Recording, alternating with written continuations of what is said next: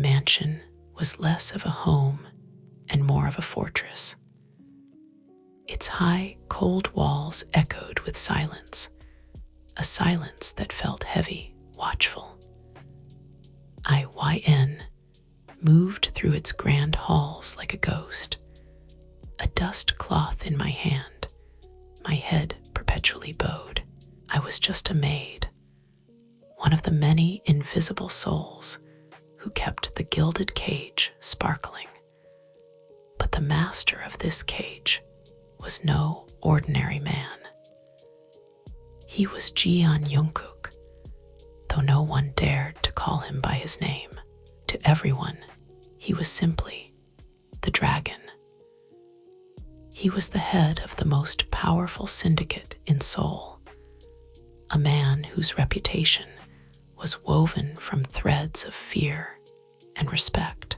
I'd seen him only in glimpses, a dark figure in an impeccably tailored suit, eyes so intense they felt like a physical touch, a voice so deep it could freeze the very air. My life was simple, predictable. Clean, serve, stay invisible, until tonight the grand annual meeting was happening. The other leaders of the Bangtan Syndicate were here. I could feel their powerful auras, even from the kitchen, where I was helping to prepare refreshments.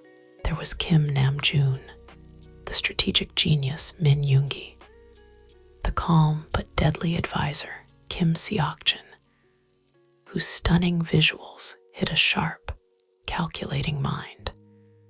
Young Hosak, whose sunny smile never quite reached his cold, assessing eyes.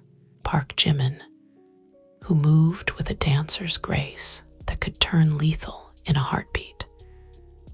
And Kim Taehyung, whose enigmatic, deep voice and artistic soul masked a formidable fighter. I was carrying a tray of expensive whiskey towards the study when I heard raised voices. I froze, my heart hammering against my ribs. The door was slightly ajar.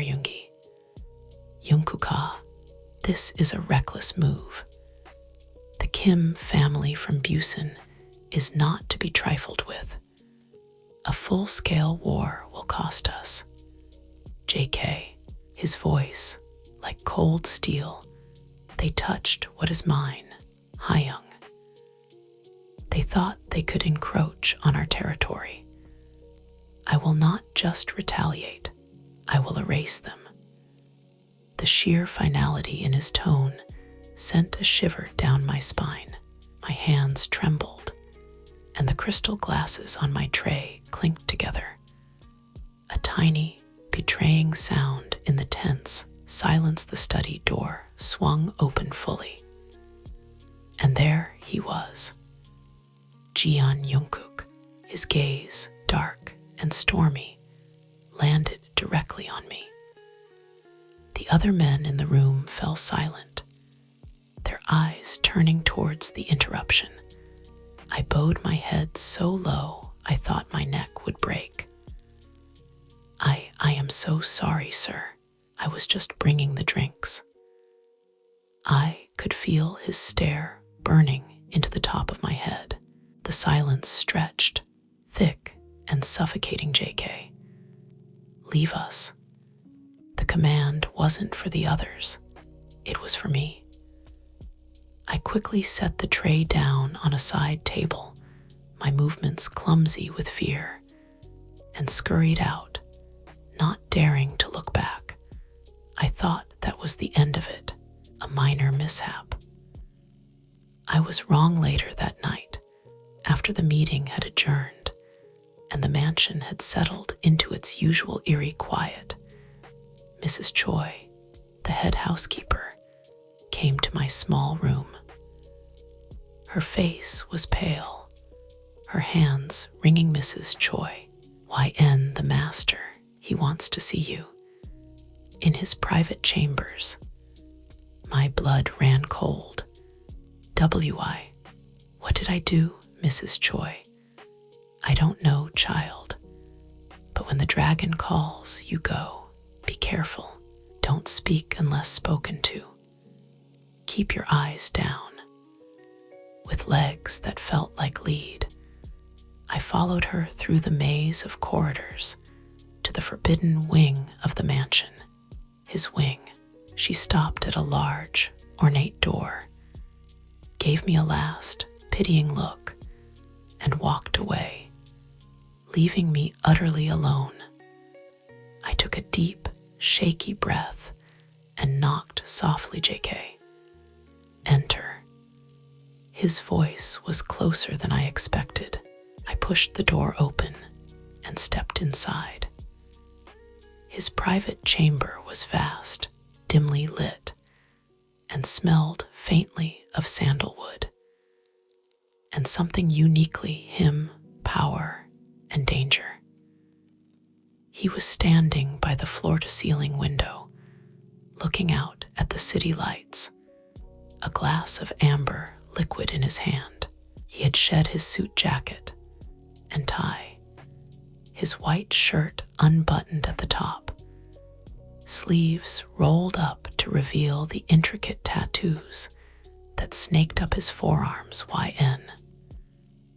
Whispering, You asked for me, sir. He didn't turn around. You were outside the study tonight. It wasn't a question. It was a statement. YN. Yes, sir. I was bringing the drinks. I apologize for the disturbance. It was an accident. JK, you heard things that are not for the ears of a maid. My heart stopped. I heard nothing, sir. I swear it. I have no memory of it. Finally, he turned. His eyes in the dim light were black pools, impossible to read. He walked towards me, each step measured, predatory. I forced myself to stand my ground, to not shrink back, though every instinct screamed at me to run. He stopped mere inches from me. He was so tall, his presence so overwhelming that I felt dizzy.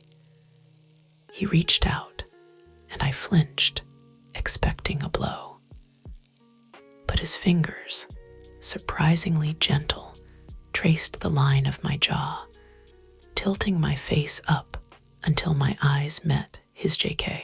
Such fear in your eyes. Do I frighten you? Y/N. He knew my name. The realization was more shocking than his touch. YN. Everyone is frightened of you, sir. A ghost of a smile, there and gone. Honest. I like that. His thumb brushed over my bottom lip, and a jolt, entirely different from fear, shot through me. JK, you are different from the others. You move through this house like you're not really here, a ghost. But I see you. Y/N. Why would you see me, sir? I'm just a maid. JK, that's the question, isn't it? He leaned closer, his voice dropping to a whisper that feathered across my skin. From tonight, you are no longer a maid. My breath hitched. What do you mean, JK? You will stay here, in this wing. You will take your meals with me. You will be present when I return. You will be mine. The world tilted. This couldn't be happening. Your bedmate. The word felt foreign and heavy on my tongue. He didn't answer with words. His gaze dropped to my lips, and his hand moved from my jaw to the back of my neck, pulling me closer. His lips met mine. It wasn't a gentle kiss. It was a claiming, a searing, possessive stamp of ownership. It was filled with all the raw, untamed power that he wielded so effortlessly. I should have fought. I should have been repulsed. But as his kiss deepened, something inside me shattered and then reformed. A strange, terrifying heat bloomed in my chest, spreading through my veins. My hands, which had been clenched at my sides, found their way to his shirt, gripping the fabric for balance.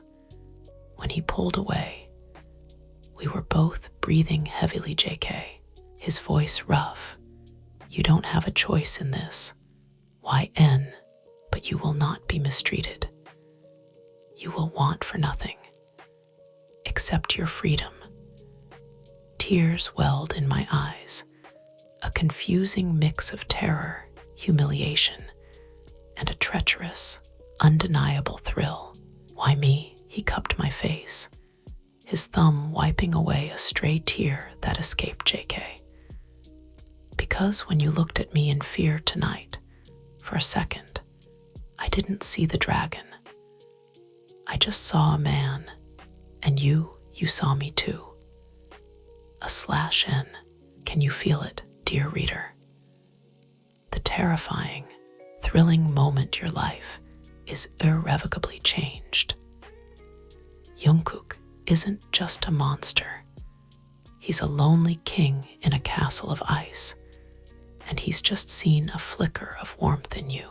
Let's see what happens when you're moved from the servants' quarters to the lion's den. My life was upended in an hour. My few belongings were moved to a room adjacent to his, a room so luxurious it felt like a dream. Silk sheets, a private balcony, a closet filled with clothes that cost more than my yearly salary. But it was a gilded prison. The first week was a strange dance of tension and quiet observation.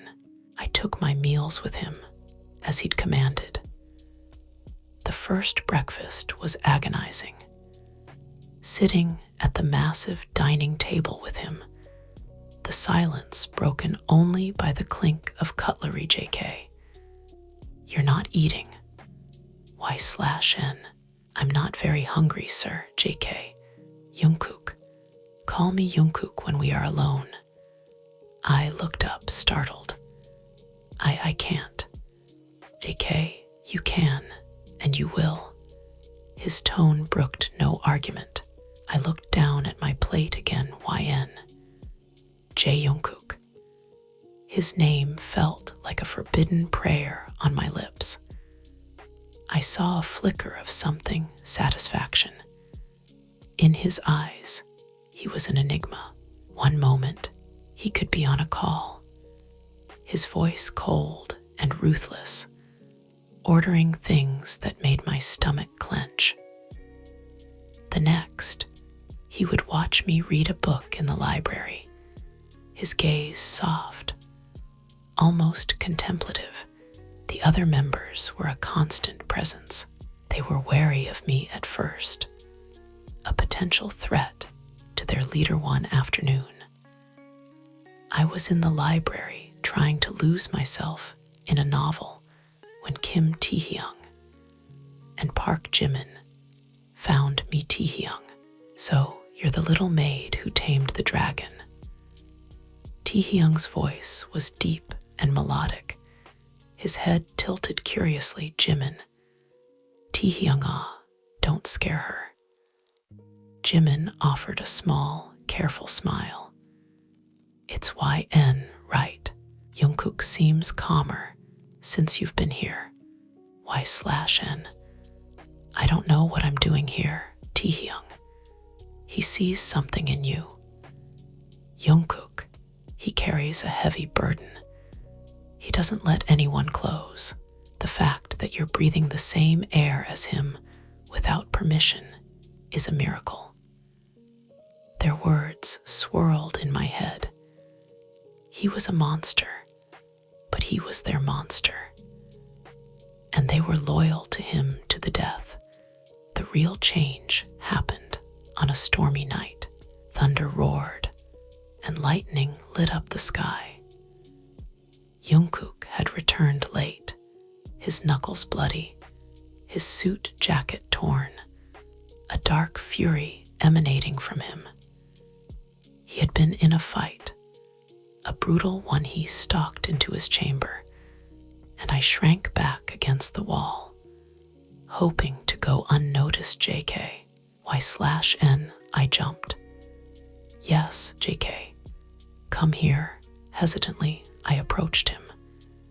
He was sitting on the edge of his bed, his head in his hands. For the first time, he looked tired. Human. YN, you're hurt. JK, it's nothing. I don't know what came over me. Perhaps it was the weeks of proximity, the confusing kindness amidst the cruelty, or the raw vulnerability he was showing. I went into the adjoining bathroom, wet a cloth with warm water, and came back. I knelt before him. YN, let me. He looked at me, surprised, but didn't stop me. Gently, I took his hand. It was large, calloused, a fighter's hand. I began to clean the blood from his knuckles. He watched me, his intense gaze a physical weight. JK, why are you doing this? Y/N, because it needs to be done. I finished cleaning his hand and reached for the antiseptic. As I dabbed it on, he flinched, hissing through his teeth. YN, I'm sorry. JK, don't be. When I was done, I looked up to find him staring at me with an expression I couldn't decipher. It was raw, open, filled with a yearning so profound it stole my breath. JK, no one has ever. He trailed off, his voice thick. And in that moment, the walls around my heart crumbled. This wasn't just a cold mafia king. This was a man, a lonely, wounded man who had been living in the dark for so long he'd forgotten what light felt like. He cupped my cheek, his touch infinitely tender. JK, Y/N, he leaned down and kissed me again. But this kiss was nothing like the first. This was slow, searching, passionate. It was a question, not a command. It was a confession. My hands came up to his shoulders, and I kissed him back, pouring all my confusion, my fear, and the strange, blossoming affection I felt into that kiss. He broke the kiss, resting his forehead against mine, our breaths mingling. JK, stay with me tonight. Just stay. It wasn't an order. It was a plea. YN, okay. A/N, do you see it? The crack in his armor. The moment the fearsome dragon shows you his vulnerable underbelly. This is where the real story begins, where captivation turns into something much, much deeper. Hold on to your heart, my dear. The romance is just starting to bloom. That night, I stayed.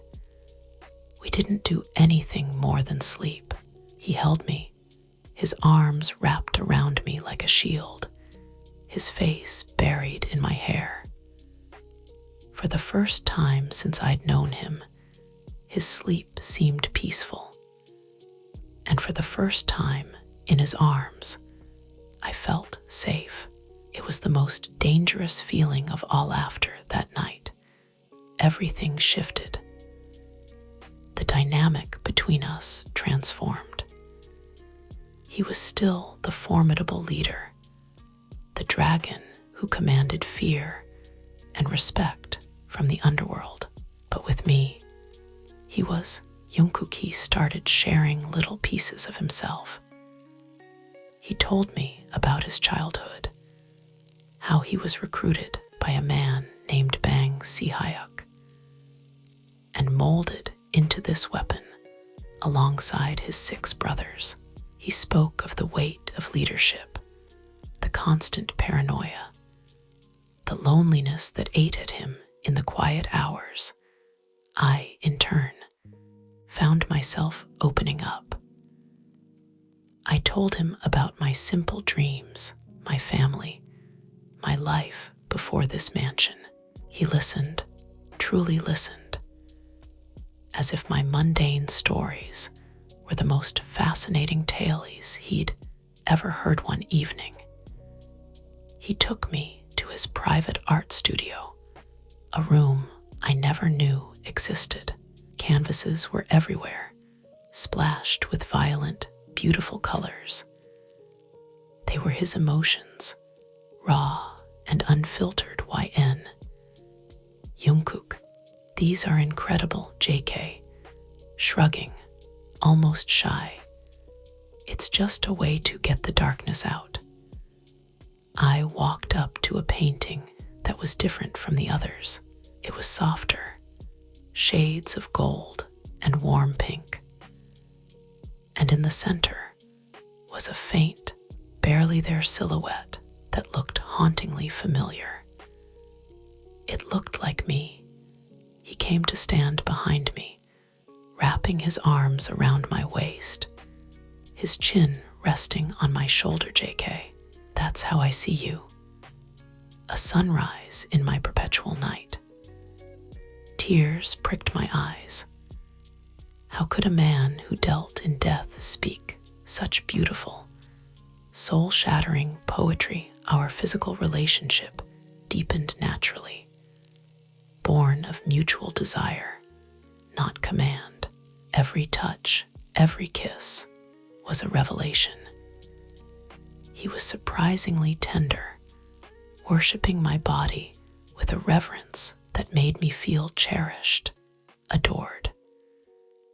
He would whisper my name like a prayer in the dark, and in those moments, I forgot he was a mafia king, and I was a former maid. We were just a man and a woman, desperately in love against all odds. But the outside world was never far away. The threat from the Busan family escalated. One day, a package arrived. It was a box containing a dead dove and a note. Every song ends. Junkook's face turned to stone. The dragon was back, full force. JK. To Namjoon, his voice deadly calm. They've declared war. It ends now. That night, he was preparing to leave for what I knew would be a violent confrontation. I was terrified. The fear wasn't for my safety, but for his. I couldn't bear the thought of losing him.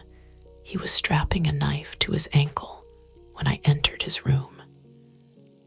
He looked up, his eyes the cold, unfeeling eyes of the man I'd first met. YN. Don't go, JK. I have to. This is who I am. YN, you knew that. Y/N. I know, but my voice broke. I can't lose you. Stood up and walked over to me. He was in full combat mode, all hard lines and lethal grace. JK. You won't. Y/N. You can't promise that. He grabbed my face, his grip firm. Listen to me. I am Jeon Jungkook. I have survived worse. I will come back to you. I promise. He kissed me hard and quick. You are my sunrise. I will always fight my way back to the light. He left, and the mansion felt emptier than ever. The hours dragged by. I sat in his room, wrapped in one of his shirts, breathing in his scent, praying for his safety. The sound of the front door opening made me jump. I ran out into the hallway. He was back. His clothes were torn and stained, a fresh cut on his brow, but he was standing. He was alive. And his eyes were only for me. He didn't say a word. He just opened his arms. I ran into them, crashing into his chest, holding him as if my life depended on it. He held me just as tightly, his body trembling slightly with adrenaline and relief. JK, whispering into my hair, "I told you I'd come back. Why/N?" I was so scared. He pulled back slightly, looking down at me, his eyes shining with an emotion so deep and true it made my heart ache. JK, YN, I love you. The world stopped. The cold Mafia King, the dragon, was in love with me. YN. What? JK, I love you. I think I've loved you from the moment you looked at me with those fearless, fearful eyes. You saw the man, not the monster. You are the only thing in this world that is truly mine, that is truly good. I love you. Tears streamed down my face freely now. They were tears of joy, of relief, of overwhelming love. YN. I love you too, Junkook. So much.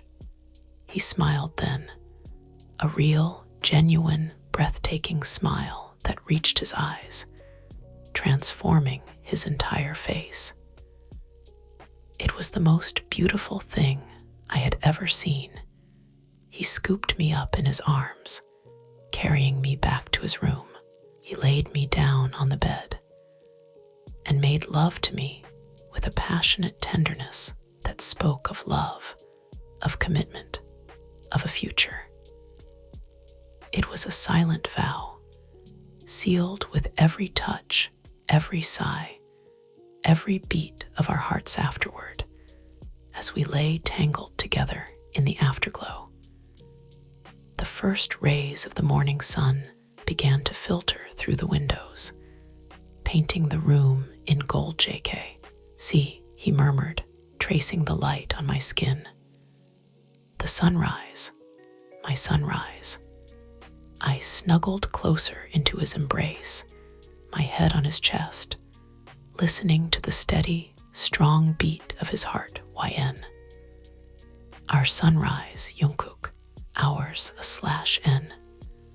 And there it is, my dear reader. The journey from a maid in the shadows to the woman who holds the heart of the dragon. He started by commanding your presence, but in the end, it was you who captured his soul. He may rule the underworld, but you rule him. This isn't just a story of a mafia king and his lover. It's a story about finding light in the darkest of places, and how the most powerful force in the world isn't fear, it's love. I hope you felt every single word. Never forget that you are someone's sunrise,